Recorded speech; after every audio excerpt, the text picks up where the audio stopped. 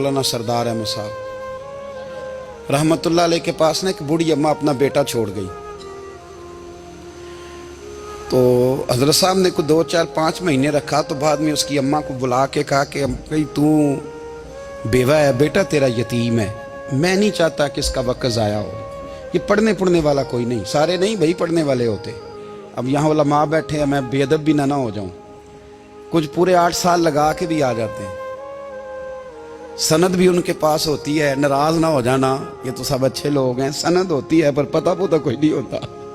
ये आला हजरत ने लिखी है बात। सनद होती है, पूरी डिग्री होती है, उस पर कई लोगों के साइन भी होते हैं। तो बहुत सारे तालिब इल्म ऐसे होते हैं जो मदारस में कहते हैं मैं फाजल फलां हूँ, लेकिन कोई शय पास। तो मौलाना सरदार अहमद साहब मुहद्दिस आज़म पाकिस्तान रहमतुल्लाह अलैह उस बूढ़ी को कहने लगे तेरा बेटा कुंद देना, पढ़ना पढ़ाना इसने कुछ भी नहीं, तो यतीम बच्चा है, कल को तू कहेगी कि मेरे बेटे ने वक्त ज़ाया किया तो वापस ले जा। बूढ़ी अम्मा रोने लग गई, कहने लगी मैं पढ़ाने तो नहीं लाई थी, मैं तो आपको रब का वली समझती हूँ, मैं तो नौकरी कराने लाई थी। नौकरी हजरत अनस बिन मालिक कहते हैं मेरी अम्मा भी हुजूर की बारगाह में दे गई थी। हुजूर की बारगाह में ये नहीं कहा था कि या रसूलल्लाह पढ़ा दें, हाँ मैं जिम्मेदारी से बात कर रहा हूँ। ये नहीं कहा था हुजूर मुजाहिद बना दें, ये थोड़ी कहा था कि या रसूलल्लाह सल्लल्लाहु तआला अलैहि वसल्लम से मुफस्सिर मुहद्दिस मुहक्किक मुफ्ती बना दें।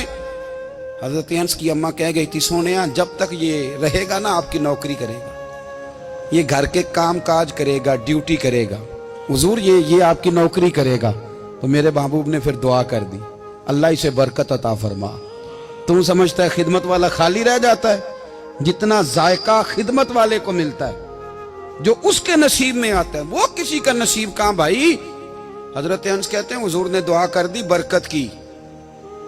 मुझे तो खेती बाड़ी आती भी नहीं थी, पर लोगों के बाग में साल में 1 दफा फल लगता था, मेरे बाग में 2 दफा लगता था। हुजूर ने दुआ कर दी अल्लाह इसे औलाद दे।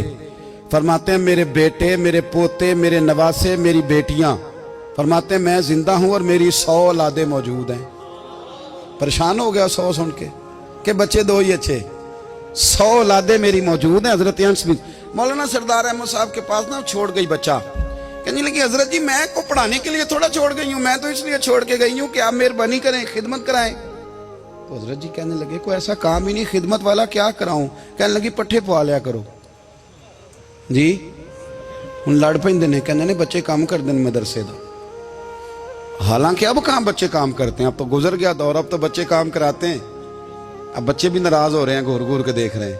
सही पहना हूँ आपको, बच्चे काम कराते हैं, बच्चे कहाँ काम करते हैं। कहने लगी ये चारा डाले करेगा आपकी भैंसों को। तो हजरत ने उसको कहा कि बीबी चारा मेरी भैंसों को डालने के लिए मैंने बंदा रखा हुआ है, तो तू जा ले जा। कहने लगी हाथ बांध के हुजूर मेहरबानी करें रख ले, चारा डालेगा। और पुत्र तवज्जो से चारा डालना हजरत की भैंसों को। रोने लगी, हजरत ने रख लिया, महीने का खर्चा भी देते। शाम को ना वो सारा दिन काम करता, शाम को आके पैरों में भी बैठ जाता। हजरत जी लाएं तेल थोड़ा सा, पैर ना दबा दूं। 8 साल साथ वाले पढ़ते रहे, ये बेचारा नौकरी करता रहा। मेरा रूप भी नहीं ते मेरा रंग भी नहीं, और मैनू यार मनान दा टंग भी नहीं। कभी कभी ना हजरत बिलाल हबशी फारग होते ना, तो नबी पाक की बारगाह में अर्ज करते हुजूर कोई काम तो नहीं, सारे हो गए, हुजूर जाऊं जरा, चले जाते।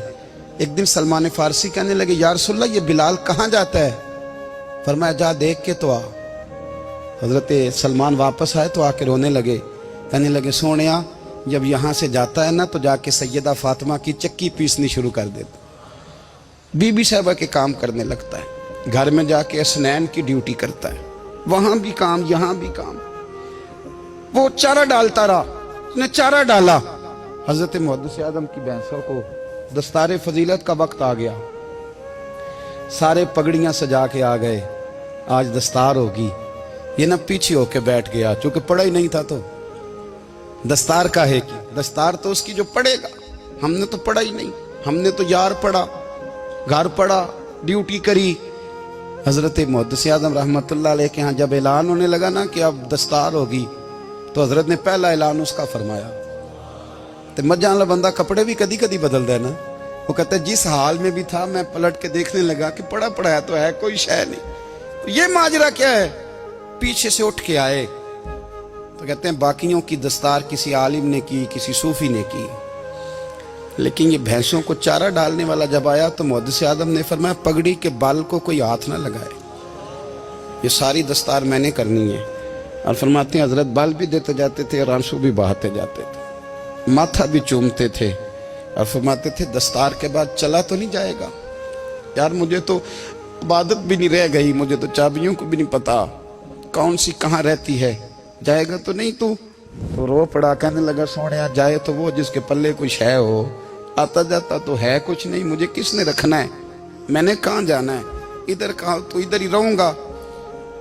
وہ اس طالب علم کے سارے استاد بھائی کہتے ہیں اس نے دستار کرائی, پڑھا پڑھایا کچھ نہیں, پر جو مسئلہ اڑ جاتا تھا نا, وہ جو اڑ جاتا تھا نا, وہ جا کے اس سے پوچھتے تھے تو کتابیں کھولنے کی ضرورت نہیں پڑتی تھی. حضرت بلال حبشی کبھی سپاہ سالار بنے تھے کسی جنگ میں, کسی صوبے کے گورنر بنے ہوں, بولو تو صحیح یار. ان کا تعارف کیا تھا؟ نبی کریم کے غلام. حضور کے نا جو ذاتی معاملات تھے نا, 20 انصاری نوجوان تھے جو ہر وقت نبی پاک کے پاس کھڑے رہتے تھے کہ حضور کو حکم کریں, 20, اور 34 سے لے کر 40 تک غلام ہر وقت حضور کی بارگاہ میں رہتے. حضرت بلال حضور کے ذاتی معاملات کی خدمت کرتے تھے. کوئی ایسی وہ جو تبلیغ کی یا دعوت کی یا جنگ کی یا جہاد کی کوئی ڈیوٹی نہیں وہ کرتے تھے, ذاتی خدمت سرکار کی. حضرت عمر فاروق وہ شخص ہیں کہ جنہوں نے کبھی کسی بندے کو خاطر میں نہیں لائے ہو, لیکن جب حضرت بلال آتے تھے نا تو جناب عمر اٹھ کے کھڑے ہوتے تھے, کرسی چھوڑتے تھے اور پھر ایک نعرہ لگاتے تھے, کہتے تھے یا بلال انت سیدنا, بلال تو ہمارا سردار ہے یار, تو ہمارا. یعنی عشق کا ذوق پورا کرنا انہیں بھی آتا تھا.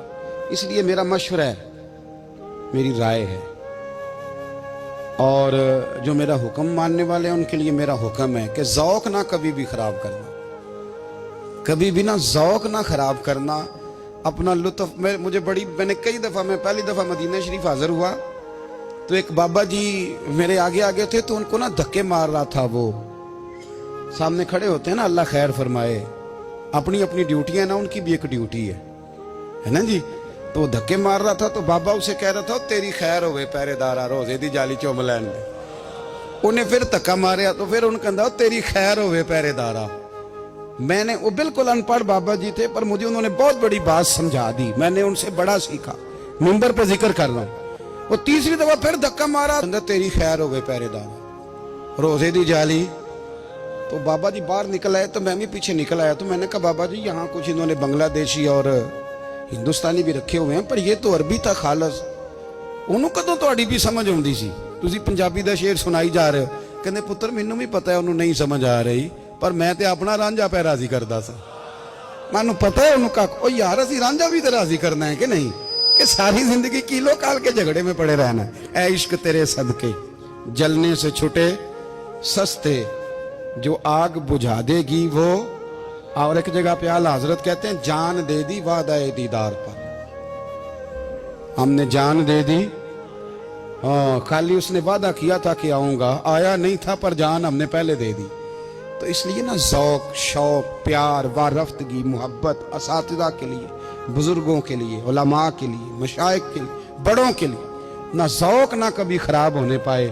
اللہ آپ کو سلامت رکھے. اور کچھ دعائیں میں نے دے دی ہیں, کچھ اللہ جانتا ہے میرے دل میں ہیں, وہ میں دیتا رہتا ہوں. اللہ آپ کو ہمیشہ شاد و آباد فرمائے.